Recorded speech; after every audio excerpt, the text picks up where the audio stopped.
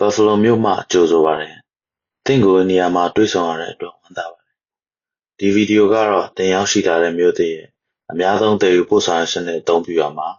ဘတ်စ်ကားစီးနင်းစနစ်ကိုလေ့လာရာမှာအကူအညီပေးရန်ရည်ရွယ်ပါတယ်။ဘတ်စ်ကားလမ်းကြောင်းတွေကိုဘယ်လိုကြိုတင်ပြင်ဆင်ရမလဲ၊ဘတ်စ်ကားဘယ်လိုစီးရမလဲနဲ့သင်အိမ်ပြန်ခရီးလမ်းကြောင်းကိုဘယ်လိုစီစဉ်ရမလဲဆိုတာတွေကိုကျွန်တော်တို့ကနေသင်ကိုရှင်းပြပေးပါမယ်။ Buffalo မြို့ရဲ့ဘတ်စ်ကားစနစ်ကို NFTA ဒါမှမဟုတ် Niagara Frontier Transportation Authority လို့ခေါ်ပါတယ်။ဘတ်စ်ကားလမ်းကြောင်းများ၊ဘတ်စ်ကားနံပါတ်များနဲ့ဘတ်စ်ကားမှတ်တိုင်များစွာရှိပါတယ်။သင်သွားလိုတဲ့နေရာတော်တော်များများကိုဘတ်စ်ကားစီးသွားနိုင်တာကြောင့်ဘတ်စ်ကားခရီးစဉ်တစ်ခုအတူတူပြင်ဆင်လိုက်ကြရအောင်။ခရီးစဉ်ကိုစီစဉ်ဖို့သင်မှာဘတ်စ်ကားလက်မှတ်၊ဘတ်စ်ကားအချိန်ဇယားနဲ့သင်သွားလိုတဲ့လိပ်စာတို့လိုအပ်ပါမယ်။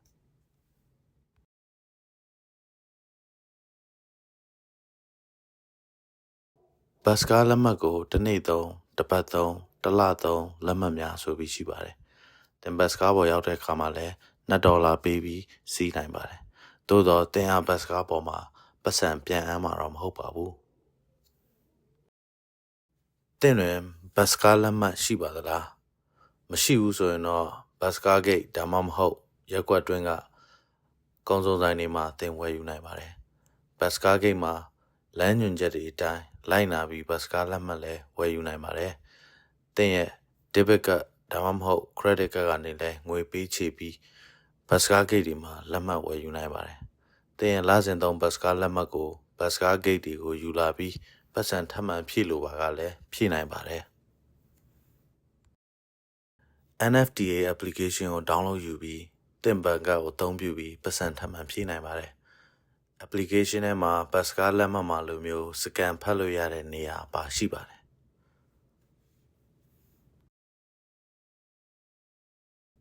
NFTA website မှာလည်းဘတ်စ်ကားအချိန်ဇယားကိုသင်ကြည့်ရှုနိုင်ပါတယ်။ဥပမာဆိုရရင်ကားနံပါတ်20 Almond ဘတ်စ်ကားအချိန်ဇယားကိုသိနိုင်ဖို့သင်နံပါတ်20ကိုနှိပ်ပြီးရှာနိုင်ပါတယ်။ဘတ်စ်ကားမှတ်တိုင်သို့မဟုတ်ဘတ်စ်ကားဘယ်ချိန်ရောက်နိုင်သလဲဆိုတဲ့အချိန်ဇယားကိုdownload ယူရန် download schedule ဆိုတာလေးကိုနှိပ်ပါ။စနေတနင်္ဂနွေနဲ့အားလပ်ရက်တွေမှာဖြင့်ရုံးပိတ်ရက်တွေအတွက်အချိန်များပြောင်းလဲမှုရှိနိုင်ကြောင်းသတိပြုပေးပါ။အချိန်နဲ့မျှပြောင်းလဲမှုရှိနိုင်သောကြောင့်မကြာခဏပြန်လည်စစ်ဆေးကြည့်ရှုပေးပါ။ရုံးဖွင့်ရက်တွေမှာဘတ်စ်ကားများနဲ့ရထားများပုံမှန်နေ့စဉ်အချိန်ဇယားအတိုင်းပြေးဆွဲနေပါတယ်။သို့သောရုံးပိတ်ရက်နဲ့အခြားအားလပ်ရက်ရုံးပိတ်ရက်တွေမှာတော့ရထားပြေးဆွဲမှုပုံမှန်ထက်နည်းနေတာကြောင့်စနေတနင်္ဂနွေနဲ့အားလပ်ရက်တွေမှာခရီးသွားမယ်ဆိုရင်Google မြေပုံသို့မဟုတ် NFTA website တွေမှာလေ့လာကြည့်ရှုပေးပါ။ညာဘက်မှာအထောက်အကူဖြစ်စေဖို့အချက်အလက်တွေကိုတွေ့ရှိနိုင်ပြီးအောက်ခြေဘက်မှာတော့ဘတ်စ်ကားလမ်းကြောင်းပြမြေပုံတစ်ခုကိုတွေ့ရှိနိုင်ပါတယ်။သင်သွားရောက်လိုတဲ့နေရာကို Google မြေပုံ application မှာသင်ရဲ့လိပ်စာကိုထည့်ပြီးတော့အသုံးပြုနိုင်ပါတယ်။ Google application ဆိုတာကတော့အသုံးပြုရမှာအလွယ်ကူဆုံးသော application တစ်ခုဖြစ်ပါတယ်။သွားလိုတဲ့ခရီးလမ်းကြောင်းကြည့်အောင်ကျွန်တော်တို့က124ဘာဒလန်မှာရှိတဲ့ Jericho Road ရက်ရွာအခြေပြုကျန်းမာရေးစင်တာနေပြီးတော့158ပလဲလမ်းမှာရှိတဲ့လူမှုအကျိုးပြုဝန်ဆောင်မှုဌာနကိုဘတ်စ်ကားစီးသွားပါမယ်။မျက်နှာပြင်ပေါ်ဆုံးဘက်မှာရှိတဲ့ရှာဖွေရန် search here အကွက်မှာနှိပ်ပြီး124ဘာဒလန်သို့မဟုတ် Jericho Road ရက်ရွာအခြေပြုကျန်းမာရေးစင်တာကိုသင်ဖုန်းမှာရိုက်ပြီးရှာဖွေလိုက်ပါ။သင်သွားလိုသောလိပ်စာကိုရိုက်နှိပ်ပြီးနောက်မျက်နှာပြင်ကိုဘယ်ဘက်အောက်တွင်အပြာရောင်လမ်းညွှန် direction ခလုတ်ကိုနှိပ်လိုက်ပါ။ကျွန်တော်ကတော့စတင်ထွက်ခွာမယ့်နေရာမှန်ကန်ကြောင်းသိချအောင် from your location သင်ဤဒီနေရာမှာလို့ခေါ်တဲ့နေရာမှာနှိပ်ပြီးအသုံးပြုပါတယ်။တကယ်လို့သင်ဟာနောက်မှသွားမယ့်လမ်းကြောင်းအတွက်စီစဉ်လိုပါကတခြားမတူတဲ့လိပ်စာကိုသင်အသုံးပြုနိုင်ပါတယ်။ဒီနေ့သွားမယ့်လိပ်စာကတော့ Department of Social Services လူမှုအကျိုးပြုဝန်ဆောင်မှုဌာနဖြစ်တာကြောင့်ထိုစာသားကိုသွားလိုတဲ့လိပ်စာနေရာမှာရိုက်ထည့်နိုင်သလိုလိပ်စာအတိအကျဖြစ်တဲ့158ပလဲလမ်းကိုလည်းရိုက်ထည့်ရှာဖွေနိုင်ပါတယ်။သင်လိပ်စာရိုက်ထည့်ပြီးတာနဲ့သင်ခီးသွားလိုတဲ့ပုံစံကိုရွေးချယ်နိုင်ပါတယ် ဒီချိန်မှာတော့ဘတ်စကားပုံလေးကိုပဲရွေးချယ်လိုက်ပါမယ်ဘတ်စကားပုံလေးကိုနှိပ်လိုက်တာနဲ့ Google မြေပုံကနေတင်ကိုမတူတဲ့ဘတ်စကားလမ်းကြောင်းတွေရွေးချယ်ဖို့ပြပေးပါလိမ့်မယ်မြေပုံထိပ်ကိုသတိထားကြည့်မှဆိုရင် leave ထွက်ခွာရန်လို့ဖော်ပြထားတာကိုတွေ့ရပါမယ်တင်အဲ့ဒါကိုနှိပ်လိုက်မယ်ဆိုရင်တင်သွားလို့တဲ့နေရက်အချိန်နာရီတွေကိုသတ်မှတ်ဖို့ပြောင်းလို့ရပါတယ်ဆိုတော့တကယ်လို့တင်ဟာနောက်နေ့အတွက်လမ်းကြောင်းပြင်ဆင်နေပြီဆိုရင်အခုလိုမျိုးကြိုတင်အချိန်သတ်မှတ်ပေးထားနိုင်ပါတယ်ဖုန်းရောက်ဆုံးကိုဆွဲချပြီးလမ်းကြောင်းရွေးမယ်ဆိုရင်တင်အတွက်အကောင်းဆုံးလမ်းကြောင်းကိုရွေးချယ်နိုင်ပါတယ်များသောအားဖြင့်တင်သွားလိုတဲ့နေရာကိုရောက်နိုင်ဖို့လမ်းကြောင်းများစွာရှိသလိုအချိန်ဘယ်လောက်ကြာနိုင်တာကိုလည်းခန့်မှန်းဖော်ပြပေးထားတာကိုတင်တွေ့နိုင်မှာပါတင်ဘတ်စကားများများစီးတဲ့အခါနောက်ပိုင်းမှာဘယ်ဘတ်စကားနံပါတ်ကဘယ်လမ်းကြောင်းကိုပြေးဆွဲနေတာတွေကိုသေချာသိလာနိုင်ပါတယ်တချို့လမ်းကြောင်းတွေကဘတ်စကားအဆင့်ဆင့်စီးရတာကိုတင်ကြုံရမှာပါတင်အကြိုက်ဆုံးနဲ့စင်ပြေဆုံးလမ်းကြောင်းကိုရွေးချယ်ပါအပေါ်ဆုံးမှာတွေ့ရတဲ့လမ်းကြောင်းကတော့အကောင်းဆုံးလမ်းကြောင်းဖြစ်ပါတယ်ဒီနေ့လမ်းကြောင်းအတွက်အပေါ်ဆုံးကရွေးစရာဖြစ်တဲ့နံပါတ်3 Grand Street ဘတ်စကားကိုရွေးပါမယ်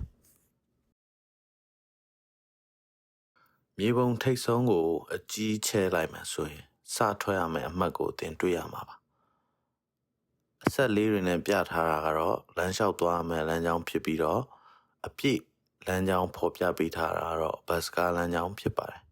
တနည်းအားဖြင့်မြေပုံပေါ်မှာအပြာရောင်ဆက်လေးတွေနဲ့ဖော်ပြထားတာကတော့ဘတ်စကားကိုတင်လမ်းလျှောက်သွားရမယ့်လမ်းကြောင်းကိုပြပေးထားတာပဲဖြစ်ပါတယ်အမဲရောင်အဆက်ကလေးကတော့တင်ကိုယ်တိုင်ပဲဖြစ်ပါတယ်လမ်းကြောင်းတိုင်းလိုက်ပြီးတော့ဘတ်စကားကိရောက်တဲ့အခါဘတ်စကားစောင့်ရုံပါပဲဒီနေ့ဘတ်စကားစီးမဲ့သူတွေကတော့လီမာနဲ့နာယာရာတို့ပဲဖြစ်ပါတယ်သူတို့တွေကတခြားဘတ်စကားစီးမဲ့လူတွေကိုလည်းသင်ကြားပေးမှာဖြစ်ပါတယ်ဒီနေ့တော့သူတို့ဟာဘတ်စကားဘယ်လိုစီးရလဲဆိုတော့ကိုတရုပ်ဖော်လှုပ်ဆောင်ပြမှာဖြစ်ပါတယ်ဘတ်စကားကိတ်ကိုတင်ရောက်ပြီဆိုတာနဲ့ Grand Street နဲ့နံပါတ်3ဆိုတဲ့ဘတ်စကားလမ်းကြောင်းပြဆိုင်းဘုတ်ကိုတင်တွေ့ပါလိမ့်မယ် Google မြေပုံကဘတ်စကားလမ်းကြောင်းနဲ့ဆိုင်းဘုတ်ကအချက်လက်တွေကိုက်ညီမှုရှိမရှိသေချာစစ်ပါတင်သွားလို့တော့လမ်းကြောင်းကကားဂိတ်မှာတင်ရောက်နေဖို့လိုပါတယ်ကားနံပါတ်2ပဲမဲ့သွားတဲ့လမ်းကြောင်းမတူနိုင်ပါဘူးတင်မသေးကြပါကကားရက်တဲ့အခါမှာကားပေါ်မတက်မီရင်မောင်းအားတင်မေးမြန်းနိုင်ပါတယ်တဲ့အနေနဲ့ဘတ်စကားစောင့်ရနိုင်ပါတယ်ဘတ်စကားဂိတ်ကိုကြိုရောက်နေတာကဘတ်စကားနောက်ကျခြင်းအတွက်ပိုပြီးကောင်းပါတယ်တခါတရံမှာဘတ်စကားတွေကလည်းနောက်ကျပြီးမှရောက်လာနိုင်ပါတယ်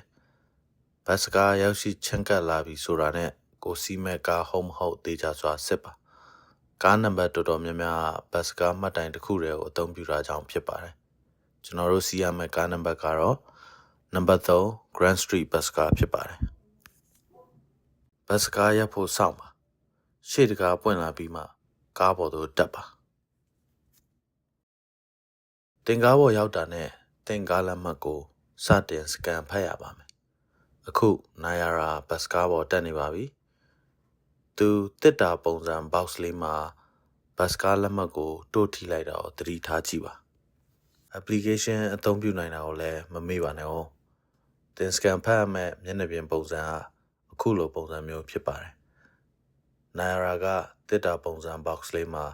သူ့ရဲ့ဖုန်းကိုစကန်ဖတ်လိုက်တာကိုသတိထားကြည့်ပါ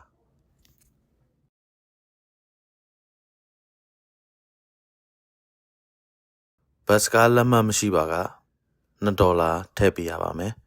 ပတ်စံကိုဆက်ရဲ့တောင်းမှာထည့်ပေးခြင်းဖြင့်ဆက်ရဲ့အလုပ်လုပ်ဆောင်မှုကိုပိုကောင်းစေပါတယ်တင်ဘတ်စကားပေါ်ရောက်တဲ့အခါထိုင်ကုန်လွတ်ရှာပါရှေ့ဆုံးထိုင်ကုန်တွေကမတန်ဆွမ်းသူများအတွက်ဖြစ်ပါတယ်ထိုထိုင်ကုန်တွေကိုမလို့ချလို့ရအောင်ပြုလုပ်ထားတဲ့အတွက်တွန်းလဲခုံတွေနဲ့လည်းဝင်ထိုင်နိုင်ပါတယ်ထိုင်ကုန်အောက်ဘက်မှာခလုတ်တွေရှိပြီးကားရက်လိုပါကထိုခလုတ်တွေကိုနှိပ်ပြီးကားရက်ရန်တောင်းဆိုနိုင်ပါတယ်ထိုထိုင်ကုန်တွေကမတန်ဆွမ်းသူများတီးတန့်အသုံးပြုရန်ခုံတွေဖြစ်တာကြောင့်မတန်ဆွမ်းသူတွေအတွက်လွှတ်ထားပေးလိုက်ပါ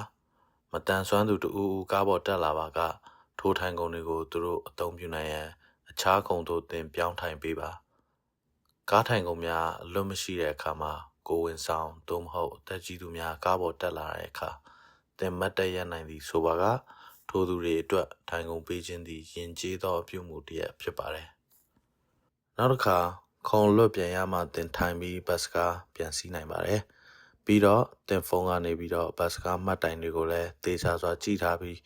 တင်ဆင်းရမယ့်မှတ်တိုင်မှာဆင်းဖို့မမေ့ပါနဲ့အောင်။တင်ပစ္စည်းတွေကိုကိုယ်နဲ့အနီးဆုံးမှာထားပါ။အခြားခီးသားများအတွက်လည်းတင်ပစ္စည်းများဖယ်ပေးပြီးထိုင်ကုန်နေရာလုပ်ပေးနိုင်ပါတယ်။အပြာရောင်လိုင်းကတင်သွားနေတဲ့လမ်းကြောင်းဖြစ်ပြီးအဖြူရောင်ဆက်လေးတွေကတော့ကားမှတ်တိုင်တွေကိုပြပေးထားပါတယ်။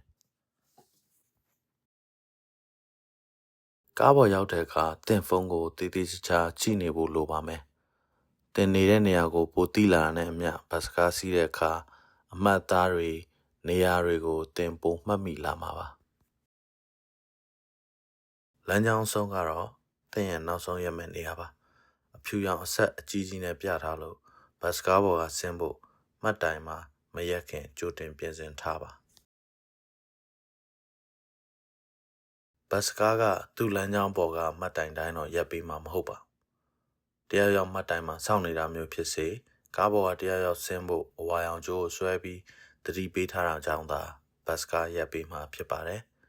နောက်မှတ်တိုင်အတွက်ကြိုတင်ပြီးအဝါရောင်ကြိုးကိုဆွဲပြီးသတိပေးထားဖို့လိုပါမယ်တင်ဆွဲလိုက်တဲ့အခါမှာရင်မောင်းကြားနိုင်စေဖို့ဘဲလ်တန်မြည်လာပြီးနောက်မှတ်တိုင်တွင်ရက်ပေးစီလိုကြောင်းဖြစ်ပါတယ်ရင်မောင်းကရင်ရဲနားဖို့အချိန်ရစေရန်ဝါရောင်ကြိုးကိုမှတ်တိုင်မရောက်ခင်ကြိုတင်ဆွဲထားပေးဖို့လိုပါမယ်တင်ဆင်းရမယ့်မှတ်တိုင်ရောက်ပြီဆိုရင်တင်ကားပေါ်ကနေဆင်းပေးရပါမယ်တင်ကားပေါ်ကမဆင်းခင်တင်ပစ္စည်းတွေကိုတေချာစွာစစ်ဆေးပါ NFDA ဘတ်စကားလိုင်းတွေမှာအရှိဘက်ကနေတက်ပြီးအနောက်ဘက်ကနေပြန်ဆင်းပေးရပါမယ်ကားပေါ်ကဆင်းဖို့ကားနောက်တကားသို့ရှောက်ပါကားတကားပေါ်မှာလက်တင်လိုက်ပါကကားတကားပွင့်သွားပါလိမ့်မယ်ကားတကားပေါ်မှာလက်ပုံပြထားတာကြောင့်မလို့တင်ပင်နေရာမှာလက်နဲ့ထိပေးရမယ်ဆိုတာကိုသိနိုင်ပါတယ်ကဲအခုတင်သွားလို့တဲ့နေရာကိုတင်လန်းဆက်လျှောက်သွားရုံပါပဲလူလူကြိုးပြဝန်ဆောင်မှုများဌာနကိုရေပုံကနေကြည့်ပြီးဆက်လျှောက်သွားနိုင်ပါတယ်ပထမဆက်စခြင်းတုန်းကကျွန်တော်တို့လုပ်ခဲ့သလိုမျိုးအပြာရောင်ဆက်လေးတိုင်းလိုက်လျှောက်သွားရုံပါပဲဒီခီးစဉ်မှာဘတ်စကားတစ်စီးပဲစီးရတယ်ဆိုပေမဲ့တခြားသွားလို့တဲ့ခရီးစဉ်တွေမှာတော့ဘတ်စကား2ဆင့်သို့မဟုတ်ပိုပြီးစီးရတာမျိုးလည်းကြုံရနိုင်ပါတယ်တင်အိမ်ပြန်မဲ့ဆိုရင်တင်ရဲ့လမ်းညွှန်မှာပြောင်းပြန်ပြထားတဲ့ပုံကိုနှိပ်လိုက်ရုံပါပဲမျက်နှာပြင်ညာဘက်တောင်မှာရှိတဲ့မြားနှစ်ခုပုံနေရာမှာနှိပ်လိုက်မဲ့ဆိုရင်တင်လမ်းကြောင်းကိုတခြားတစ်ဖက်ကိုပြောင်းသွားစေမှာပါတင်ခီးစဉ်အတွက်ကြိုတင်ပြင်ဆင်ထားလို့ပါကတင်ကိုယ်တိုင်အချိန်ကိုအတိအကျရွေးထားနိုင်ပါတယ်တနည်းအားဖြင့်တင်သွားလို့သည့်လိပ်စာကိုပြန်ရိုက်ထည့်နိုင်ပါတယ်တင်ရဲ့အိမ်ပြန်လန်းအတွက်တင်က158ပလဲလမ်းမှာရှိတဲ့လူမှုအကျိုးပြုဝန်ဆောင်မှုဌာနမှ124ပါဒန်လမ်းမှာရှိတဲ့ Jericho Road ရဲရွာအခြေပြုကျန်းမာရေးစင်တာသို့ဘတ်စကားစီးပါမယ်။ဘာဖြစ်လို့လဲဆိုတော့တင်လာတဲ့နေရာကိုတင်ပြန်သွားလို့တာကြောင့်ဖြစ်ပါတယ်။လမ်းတခြားဘက်ခြမ်းကဘတ်စကားမှတ်တိုင်မှာစောင့်ရမှာဖြစ်ပြီးတင်လာစဉ်ကအတိုင်းပြောင်းပြန်သွားပါမယ်။ Buffalo မြို့မှာရှိတဲ့ရထားလမ်းကြောင်းကတော့ main လမ်းမပေါ်မှာရှိတဲ့ Buffalo တက္ကသိုလ်တောင်ဘက်ခြမ်းကနေစတင်ပြီးမြို့ရဲကမ်းနားအထိပြေးဆွဲပါတယ်။ Buffalo တက္ကသိုလ်တောင်ဘက်ခြမ်းမှတ်တိုင်သည်ကားဂိတ်ကြီးဖြစ်ပြီးအခြားရွာတွေကိုသွားဖို့အတွက်ဘတ်စကားများစွာဆိုက်ရောက်ပါတယ်။ရုံးတက်ရက်တွေမှာတော့ရထားချိန်ကမိနစ်20တိုင်းတစ်စီးရှိတာကြောင့်အဆင်ပြေပါတယ်။ဘတ်စကားလက်မှတ်ကိုလည်းရထားစီးတဲ့အခါမှာအသုံးပြုနိုင်ပါတယ်။ရထားစီးဖို့အတွက်ဘယ်ဘူတာယုံကနေမဆိုစီးနိုင်တော့လဲကိုသွားလိုတဲ့လမ်းကြောင်းကိုတေချာသိဖို့တော့လိုပါတယ်။တင်ကမြို့ရင်းကနေမြို့ပြင်ဘက်ကိုသွားလိုပါကအောက်ဘောင်းရထားလမ်းကိုစီးရပါမယ်။တင်ကမြို့ရင်းကိုပြန်လာလိုပါကတင်ဟာ N ဘောင်းရထားကိုစီးရပါမယ်။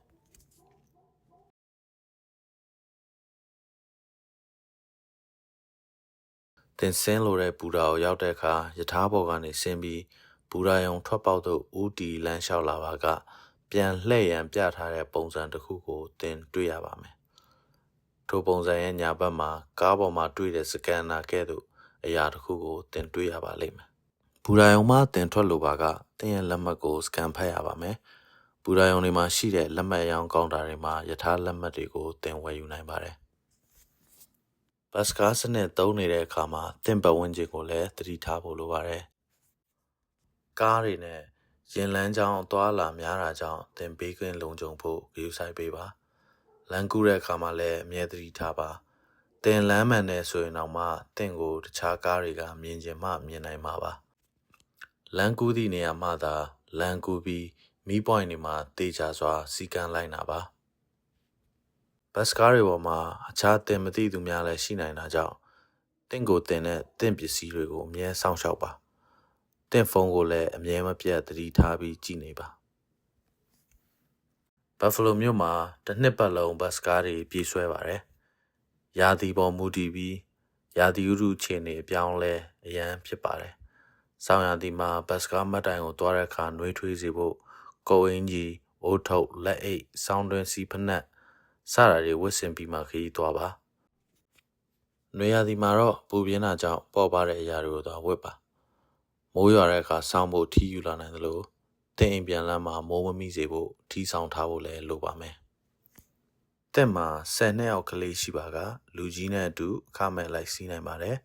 ။လူကြီးကားလက်မှတ်တစ်စောင်ဖြင့်10နှစ်အောက်ကလေး3ယောက်အထိအခမဲ့စီးနိုင်ပါတယ်။သင်ကလေးတွေကိုဘတ်စကားကိုတေချာလုံခြုံစွာစီးတတ်ဖို့သင်ထားပေးပါ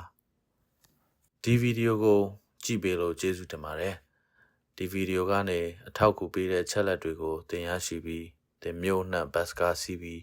တွာလာရမှာလွယ်ကူစေဖို့မျှော်လင့်ပါတယ်။ပုံမသိရှိလိုတာတွေရှိရင်တော့ www.nfta.com မှာဝင်ရောက်လေ့လာဖို့မမေ့ပါနဲ့အောင်။